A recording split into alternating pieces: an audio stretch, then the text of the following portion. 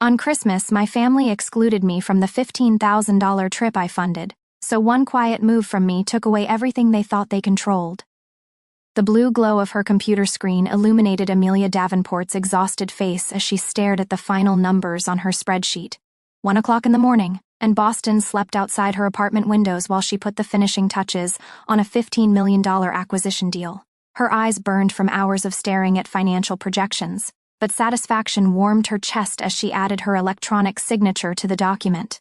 And done, she whispered to no one, stretching her arms overhead until her spine cracked. Her empty apartment absorbed the sound. She closed the acquisition folder and allowed herself a small smile. The partners would be impressed tomorrow. They always were. They always expected it. Amelia Davenport, senior financial analyst, the one who made impossible deals happen while everyone else enjoyed their holidays. Thanksgiving. The word settled heavily in her mind. Her family had canceled their traditional Connecticut gathering 3 days ago. Grace, her mother, had called with that particular tone, half apology, half irritation, explaining that both she and Angelina had come down with terrible colds. "We're just miserable, darling," Grace had sighed dramatically. "And your father's feeling it coming on, too. Best to postpone until Christmas. You understand, don't you? With your work schedule, I'm sure you're relieved." Before logging off, Amelia opened Instagram and scrolled mindlessly through her feed. A new post from Angelina appeared at the top, posted just 30 minutes ago. Amelia blinked, certain she was hallucinating from fatigue. Her sister's perfectly manicured hand held up a glass of Prosecco. The Colosseum blurred artfully in the background. The caption read, "Surprise Italian getaway. When life offers you Rome, you don't say no. Blessed. Family time. No regrets." Amelia's finger trembled as she swiped through the carousel of images. Angelina posing on the Spanish Steps. Grace and Caspian. Her parents, lifting wine glasses on a hotel terrace, the sunset gilding their faces with warm light. A 5-star hotel room with a view that probably cost more than most people's monthly rent. "Too sick for Thanksgiving in Connecticut," Amelia whispered, her voice strange in the silence. A hollow laugh escaped her lips. Her phone vibrated in her hand, the screen lighting up with an unfamiliar number. New Hampshire area code. Who would be calling from New Hampshire at 1 in the morning? Wrong number, probably, but after a moment's hesitation, she answered. "Ms. Davenport? Amelia Davenport?" a formal male voice asked. "Speaking." "This is Officer James Reynolds with the New Hampshire State Police." The man paused. "I regret to inform you that your vehicle has been involved in an accident." Amelia's stomach plummeted. "My vehicle? My Porsche?" "Yes, ma'am. A red Porsche 911, registered to you. It's been totaled." "Totaled?" The word came out as barely a whisper. Amelia gripped the edge of her desk, steadying herself. "That's not possible. My car is in my parents' garage in Connecticut." Silence stretched across the line. "Ma'am?" The driver was arrested at the scene for driving under the influence and possession of a controlled substance. Blood alcohol 3 times the legal limit. Another pause. "She claims your sister, Angelina Davenport, gave her permission to use the vehicle." Amelia closed her eyes. Images flashed through her mind. Angelina asking to borrow the Porsche 2 weeks ago. Those practiced puppy dog eyes. "Just for some influencer photos, Amelia. Please. It'll look amazing on my feed. I promise it won't leave the garage otherwise." The trust. The $150,000 trust she had extended. Yet again. "Miss Davenport? Are you still there?" "Yes," Amelia managed, her voice distant to her own ears. "Where is the car now?" "Impound lot in Portsmouth." He gave her an address, which she mechanically typed into her notes. "You'll need to file with your insurance.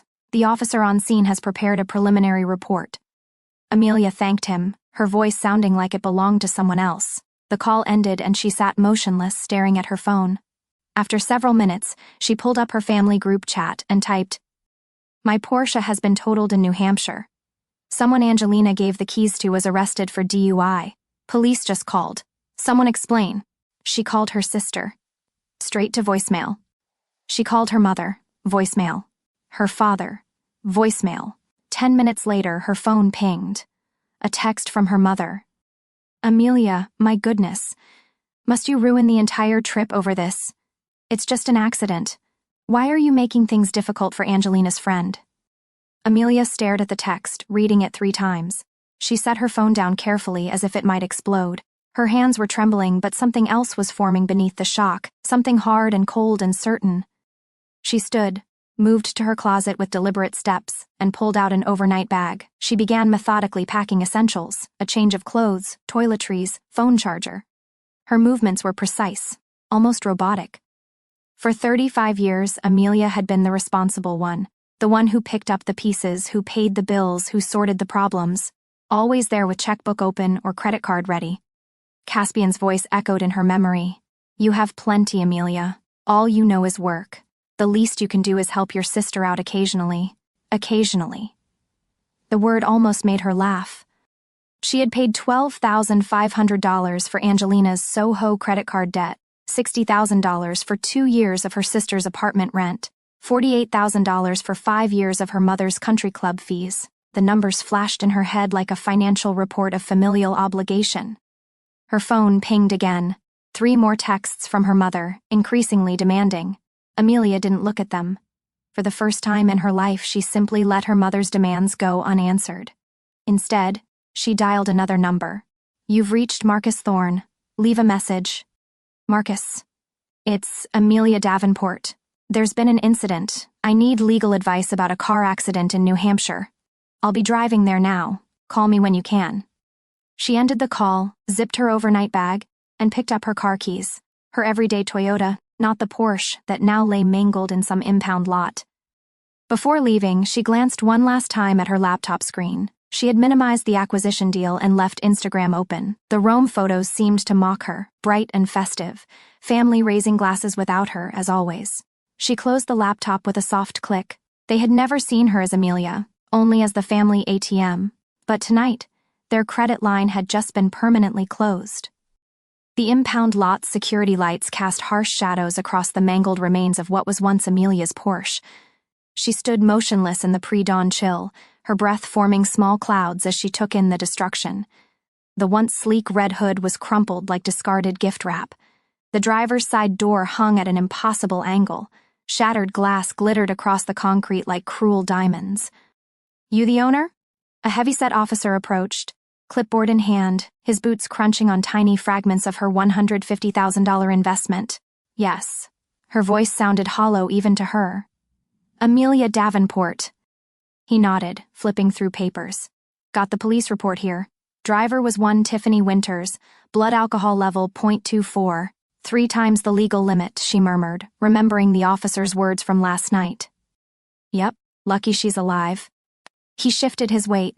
She was pretty adamant about how she got the car. Stated multiple times that Angelina Davenport, that's your sister, gave her the keys directly. Said they were at some party together.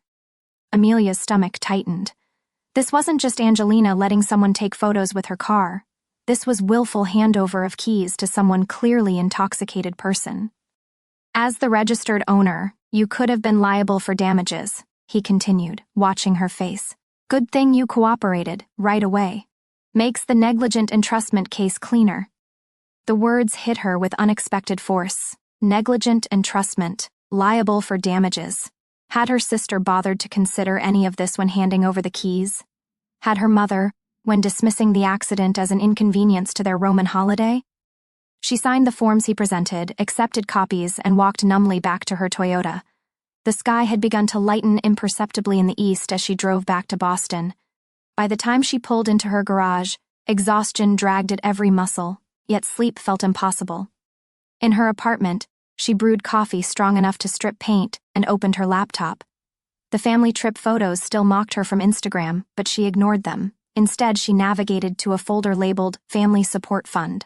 The Excel spreadsheet inside had tracked every dollar she had given her family over the past 5 years. The numbers stared back at her, cold and unambiguous. $120,500, not including the occasional small loans that were never repaid, the birthday gifts that grew more extravagant each year, the vacations she funded but rarely joined. Her MacBook synced automatically with her iMessage account, and something caught her eye, messages from an account she didn't recognize appearing in her chat list. Then she remembered the iPad she had bought for her mother 2 years ago so we can FaceTime more often. They had used it exactly 3 times before Grace complained the screen was too small. But apparently it was still logged into Amelia's Apple ID. She clicked on the conversation thread between Grace and Angelina. The most recent exchange made her coffee turn bitter in her mouth. Grace, don't worry about Amelia, just use that money and go to Rome. She has plenty, all she knows is work. Angelina, but she'll see the posts. You know how she checks Instagram late at night. Grace, by the time she sees them, will be having too much fun to care. Tell her we're sick. She never questions anything. Angelina, what about the car? I promised Tiffany she could borrow it. Grace, Amelia's too busy to notice. She'll be working on that acquisition all weekend. Just be discreet. Angelina, you're the best, Mom. Rome, here we come. The timestamps showed the conversation had happened 3 days ago, hours before her mother called with the terrible cold story. The sky outside her window brightened to full dawn as she stared at the messages. Something shifted inside her.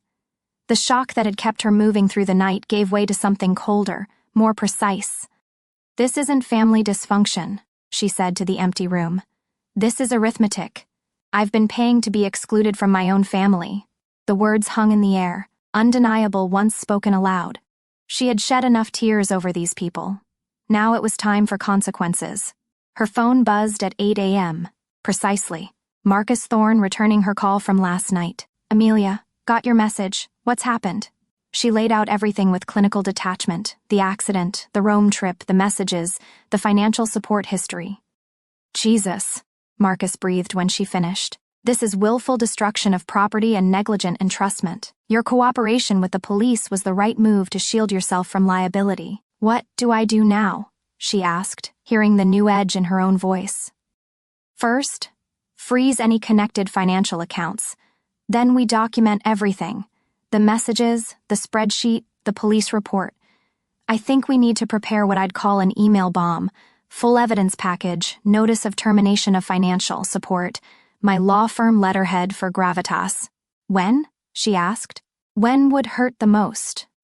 6 p.m. on Thanksgiving Day, she replied without hesitation. When they'll be sitting down to dinner in Rome, expecting my credit cards to work. Perfect. She could hear him typing notes. I'll draft something while you gather the documentation. We'll send it together. She spent Thanksgiving Day alone in her apartment, working methodically with Marcus to prepare their response. The victory felt hollow. She was losing the family she thought she had, but perhaps that family had never truly existed. The next day, her phone rang at 7:42 a.m., the harsh electronic chirp slicing through her post-Thanksgiving solitude. Grace's name flashed on the screen. Amelia, what have you done? Grace's voice struck like a physical blow the moment Amelia answered. Background noise told her they were in a public place. Voices echoing, announcements in Italian. I'm not sure what you're referring to, Amelia said, her voice cool and measured. Don't play innocent. Our credit cards were just declined at Ristorante Abruzzi. We're sitting here completely humiliated in front of the entire restaurant. The practiced tremor in her mother's voice, designed to trigger automatic guilt, washed over Amelia without effect. She glanced at her laptop, opened to her bank accounts. The termination notice Marcus had helped prepare had gone out yesterday evening, precisely as scheduled. Every supplementary card, every automatic payment, all suspended. That's unfortunate, she said, taking a sip of her coffee. Unfortunate? That's all you have to say? Your father had to borrow euros from another American couple. Do you have any idea how mortifying that was? From somewhere in the background, Angelina's voice rose. Is that her? Let me talk to her. A rustling sound. Then her sister's voice cut through, raw with theatrical tears. Amelia, the hotel is threatening to lock us out of our room. My entire trip is ruined because of you. How could you do this to me? To us? Amelia leaned back in her chair, watching morning light play across her apartment walls. The familiar weight of responsibility, of fixing everyone else's problems, hovered like a ghost, waiting to settle on her shoulders. But for the first time in years, she did not bend beneath it. The same way you could let your friend destroy my car after lying about being too sick for Thanksgiving, she replied. That was one small mistake? Her father's voice suddenly joined the conversation. Caspian Davenport, silent enabler extraordinaire, finally breaking his diplomatic silence. You're punishing your mother for a misunderstanding, Amelia. This isn't like you. No, she said quietly. It isn't like me to protect myself, to refuse to be your personal ATM. to value my own well-being above your comfort. It isn't like me at all. And perhaps that's been the problem all along. She ended the call without another word. Yesterday had been the first Thanksgiving she had ever spent alone. She had expected it to feel hollow, a reminder of family bonds severed by betrayal and deception. Instead, as evening fell across Boston, she had simply breathed. The silence in her apartment wasn't empty, it was peaceful. No demands, no calculated guilt trips, no veiled criticisms wrapped in concerned questions about her work hours or relationship status. She ordered breakfast from the small French bakery down the street, a luxury she normally reserved for special occasions. As she waited for delivery, she opened her laptop and studied the Excel spreadsheet Marcus had retitled Financial Liberation Calculation. The numbers were stark in their simplicity. $120,500 that could have funded her own dreams, money that had bought her nothing but the right to be exploited. She had been buying the illusion of family and paying retail prices for wholesale affection. Her phone vibrated with a video call request. Grace again. This time the preview showed her mother in what appeared to be an airport terminal. Amelia hesitated, then accepted. "Amelia, you need to fix this right now," Grace said tightly. "We're stranded in a foreign country. Is that what you wanted? To abandon your family thousands of miles from home?" Behind her, Angelina paced, gesturing dramatically as she talked to someone off-screen. Noticing the call, she rushed over. "You've completely ruined everything," Angelina shouted, mascara streaking her cheeks. "How am I supposed to pay the hotel? The shopping? My life is falling apart because of you." Amelia studied their faces, the practiced distress, the expectation that she would crumble and make everything right. The pattern was so familiar she could have scripted their next lines. "That's no longer my concern," she said quietly. "My lawyer has all the details." Grace's expression froze. "Your lawyer? What are you talking about?" "The account termination notice was quite clear, Mother. The funds you've been accustomed to accessing are no longer available to you." "But what about our hotel bill?" Grace's voice rose an octave. "The shopping? How are we supposed to get home?" "That's no longer my problem." The words felt like keys unlocking a door she had never known existed. She ended the call before they could respond. 10 minutes later, Marcus called. "The New Hampshire police are proceeding with charges," he said without preamble. "They're summoning Angelina for questioning regarding negligent entrustment of your vehicle." "What does that mean exactly?" "It means the insurance company isn't accepting 'my sister let me borrow it' as a valid defense. Your sister gave unauthorized access to someone she knew was intoxicated. They're taking a hard line." Amelia nodded, even though he couldn't see her. "Amelia," Marcus's voice turned cautious, "I should warn you. This is the point where your family will likely try to deflect blame onto you. We've documented everything. You're insulated, but prepare yourself for some ugly accusations." "I understand." And strangely, she did. An email notification popped up from Caspian Davenport. Subject: a father's thoughts. "Amelia, for the first time I'm writing to you separately from your mother. Perhaps we've taken your generosity for granted over the years. Your sister made a terrible error in judgment with your car, but isn't family about forgiveness? Can we discuss this reasonably? As adults? Dad. Too little, too late." She forwarded the email to Marcus with a brief note. "Please handle any response to this according to our agreed strategy." She spent the afternoon preparing documentation for the extended family, screenshots of Rome vacation photos alongside the sick text messages, the police report, insurance claim documents, email threads showing repeated patterns of financial requests. The timeline took shape with clinical precision, 5 years of deception, carefully documented and organized. She downloaded a recording app to her phone, insurance against future conversations. As evening fell, a text arrived from Grace.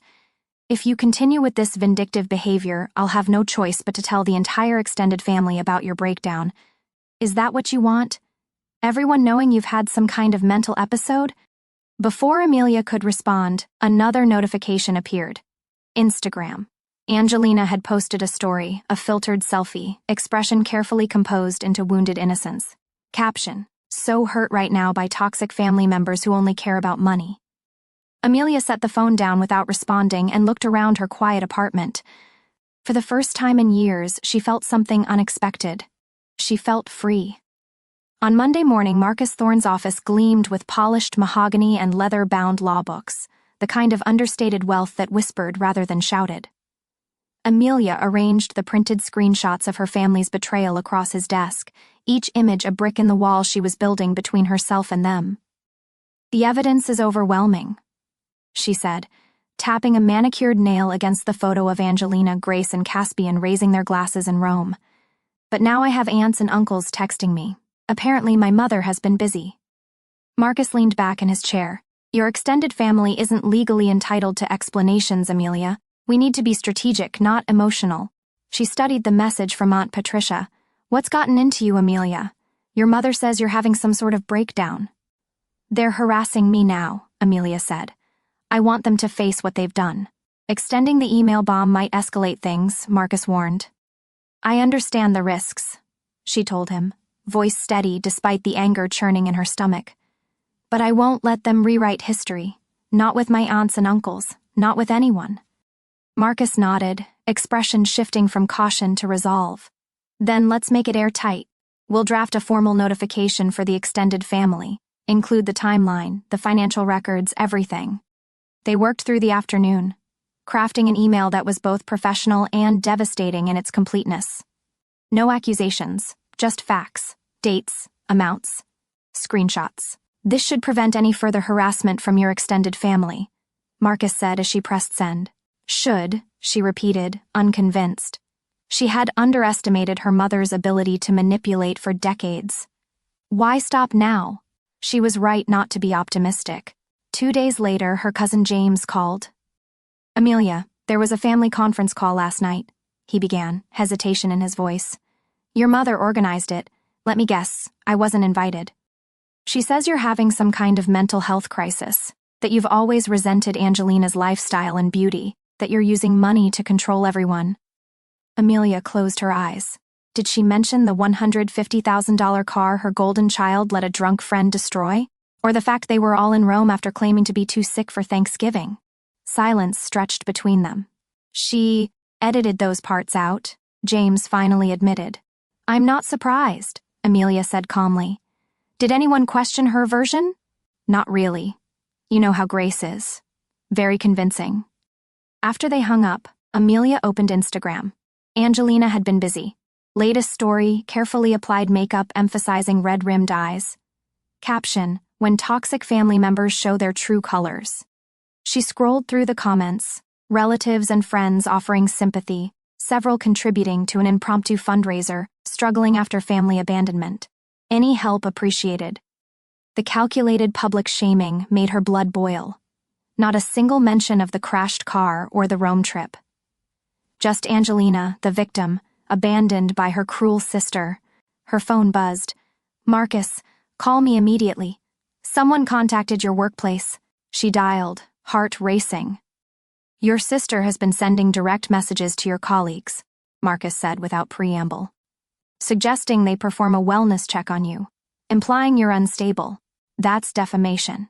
"Exactly. I've intercepted them and sent a cease and desist. I've also contacted your bank.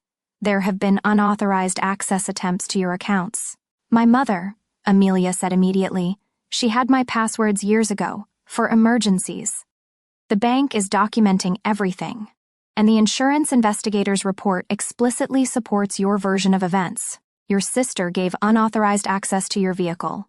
Amelia sank into her sofa, suddenly exhausted. "They're not going to stop, are they?" "No," Marcus said simply. "But neither are we. I've sent a formal letter to the extended family. This is a legal matter now, not a family spat." Later that evening, an email arrived from the New Hampshire prosecutor's office. "Miss Angelina Davenport has been contacted regarding potential charges of negligent entrustment. The friend's statement confirms Miss Davenport knowingly provided keys to an intoxicated individual." Amelia forwarded it to Marcus with 2 words, "It's working." His reply was immediate. "Your father called. They've called an emergency family meeting. You weren't invited." She actually laughed at the absurdity. They were still trying to solve this without her, as if she were an inconvenient detail rather than the central figure in their financial universe. The next morning brought signs that their carefully constructed world was crumbling. An email from Angelina's apartment management company mistakenly copied to her. Final notice, eviction proceedings due to non-payment, a voicemail from the Willow Creek Country Club manager, membership suspended pending payment of outstanding fees, And finally, an email from her father, sent from his personal account. Amelia, I believe we need to talk. Just you and me. Your mother doesn't know I'm contacting you. She forwarded it to Marcus without replying. 10 minutes later, her mother's name appeared on the screen. Amelia declined the call, but the voicemail was immediate and furious. How dare you turn your father against me? Angelina is devastated. We're your family, Amelia. You can't just cut us off when we need you most. She saved the voicemail as evidence and texted Marcus, the facade is cracking. His response, family systems destabilize when enablers start questioning. Hold your position. The family intervention email arrived on a Tuesday morning while she was reviewing quarterly projections. 8 signatures at the bottom, aunts, uncles, cousins she barely spoke with, all urging reconciliation in carefully coordinated language. Blood ties are permanent. One unfortunate mistake shouldn't erase a lifetime of family bonds. The email suggested family therapy, with Amelia covering everyone's costs naturally. References to her parents' advancing age and potential lifetime regrets peppered the text. Buried among the platitudes was a separate note from her father, Amelia. I recognize we've taken advantage. Perhaps we could speak. Just the two of us? Too little, too late. Her phone buzzed. Marcus, check your email. Something from Hannigan and Associates just arrived. An official legal letterhead from her mother's country club friend, now apparently the family attorney. Threatening tone immediate, emotional distress damages, vendetta, harm to professional reputation. It concluded with an invitation to the extended family Christmas gathering in Connecticut, with clear strings attached. Attend and reconcile, or be permanently excluded. Her finger hovered over Marcus's number. The old wave of doubt crashed over her. What if they were right? What if she was overreacting? The threat to her professional reputation sent a cold shiver down her spine. Should I just pay them off to make this go away? She asked when Marcus answered, her voice smaller than she wanted. Amelia. Marcus's tone was firm, grounding. This is exactly what they want, to make you doubt yourself. This is their last gasp. Remember the messages? The Rome trip? The totaled car? This is desperation, not sincerity. Don't flinch now. She squared her shoulders. You're right. This ends now, completely. The hearing is tomorrow, Marcus reminded her. Everything is ready. The next day, the county courthouse loomed gray and imposing against the winter sky as Amelia climbed the steps. Her charcoal suit was armor, her leather portfolio a shield containing every document she needed to sever these toxic ties permanently. Inside courtroom 3, she spotted them immediately. Grace and Angelina sat together on a bench, both wearing expressions of injured dignity. Grace had chosen a pale blue cardigan that made her look fragile and grandmotherly. Angelina's normally perfect makeup couldn't quite hide her puffy eyes and pallor. All rise, the bailiff announced, as Judge Samuel Woodruff entered. We're here regarding case number 4872, Davenport versus Davenport, he stated, glancing over his reading glasses. Let's begin with the petitioner. Amelia approached the witness stand, took the oath, and waited for Marcus to begin. Miss Davenport, please explain to the court why you're seeking this restraining order. With steady hands, I opened my portfolio. Your Honor, I've documented a pattern of financial exploitation and harassment by my family members spanning 5 years, culminating in the destruction of my vehicle and subsequent threats. She presented the spreadsheet, $120,500 in total. The judge's eyebrows rose slightly as he reviewed the figures. And this incident with your vehicle? He prompted. My sister Angelina borrowed my Porsche 911, valued at $150,000, claiming it would remain safely in my parents' garage. Instead, while the family was secretly vacationing in Rome after telling me they were too sick for Thanksgiving, she gave the keys to an intoxicated friend who totaled the vehicle. She submitted the police report and insurance claim, then the iMessage screenshots. These messages show my mother and sister explicitly discussing their plans to deceive me about their travel plans and their intention to use my vehicle without permission, while I was, in their words, too busy working to notice. Judge Woodruff's expression darkened as he reviewed the messages. He turned to Angelina. Young lady, am I understanding correctly that you gave someone you knew was drinking the keys to your sister's 6-figure automobile? It wasn't like that, Angelina mumbled. Tiffany only had a couple drinks. How was I supposed to know she'd wreck it? The judge's face hardened. After reviewing the complete evidence package, he looked up. In my 15 years on the bench, I've rarely seen such a stunning pattern of financial exploitation and harassment, he stated flatly. This court grants the 5-year restraining order against Angelina Davenport. Additionally, I'm issuing a stern warning to Grace and Caspian Davenport regarding harassment. The cease and desist letter is hereby validated by this court. Miss Angelina Davenport, you will serve 1 year of probation for your role in this incident. Consider yourself fortunate the charges weren't more severe. Grace made a choked sound. Angelina began to cry. As they left the courtroom, Marcus squeezed her shoulder. Perfect execution, Amelia. It's over. 2 weeks later, she received the insurance settlement for the Porsche. $35,000 for the salvage value of the wreckage.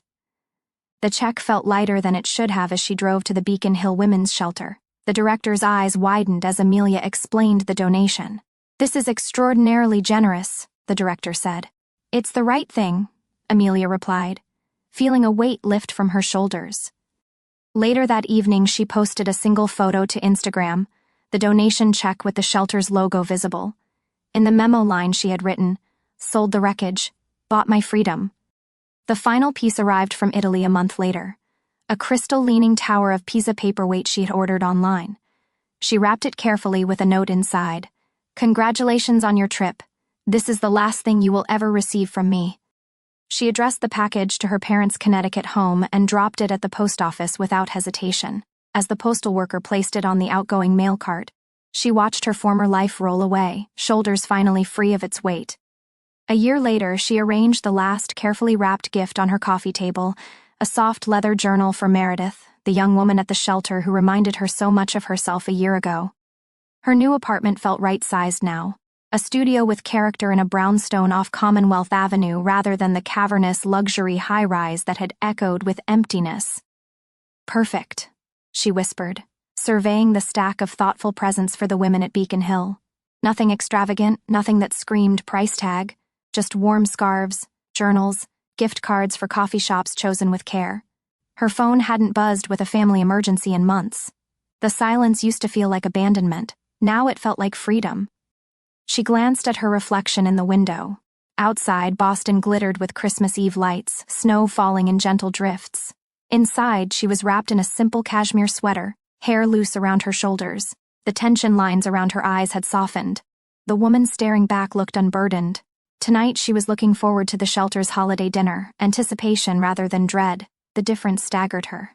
She picked up her journal, the practice her therapist had suggested 6 months ago, and flipped to yesterday's entry. December 23rd. Dr. Winters asked an interesting question today. When did I first realize my family had weaponized my provider role? Looking back, I see it was there all along. The manipulative praise when I paid for something, the cold shoulder when I hesitated, the subtle way they'd say, "Well, you can afford it. All you do is work." As if my success was an insult to them rather than an achievement they could celebrate. Setting boundaries no longer feels like betrayal. It feels like breathing. I finally understand the difference between generosity and exploitation. One fills you up, the other drains you dry. She closed the journal, feeling the truth settle into her bones. A knock at her door surprised her. Mrs. Rodriguez, her elderly neighbor, stood in the hallway holding a foil-covered plate, steam rising beneath. "Tamales," she announced, silver hair gleaming. "No one should be alone on Christmas." Amelia invited her in, setting the plate on the small table by the window where Boston's lights competed with the stars. As they ate, Mrs. Rodriguez told stories of boundaries she had set decades ago with her own son. "Family isn't always who you're born to," she said, her weathered hand covering Amelia's. "Sometimes it's who sees your worth beyond what you can provide." Amelia felt a genuine, unguarded smile spread across her face. For the first time in her life, she understood what family was supposed to feel like,